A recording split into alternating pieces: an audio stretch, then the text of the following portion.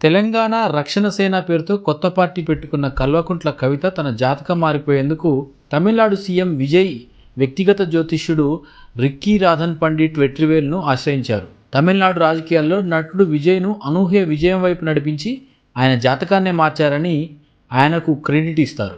సదర్ ప్రముఖ జ్యోతిష్యుడితో కవిత నిర్వహించిన ఈ సమావేశానికి సంబంధించిన పూర్తి వివరాలు ఇంకా బయటకు రానప్పటికీ ఆమె తన భవిష్యత్ రాజకీయ అడుగులు, జాతక బలంపైనే ప్రధానంగా చర్చించినట్లు తెలుస్తోంది. ప్రస్తుతం ఉన్న రాజకీయ పరిస్థితుల్లో విజయ్ జాతకాన్ని మార్చిన ఆ జ్యోతిష్యుడు కవిత జాతకాన్ని కూడా తిరగరాస్తారా, ఆమెకు పూర్వవైభవం తెచ్చిపెడతారా అన్నది వేచి చూడాల్సి.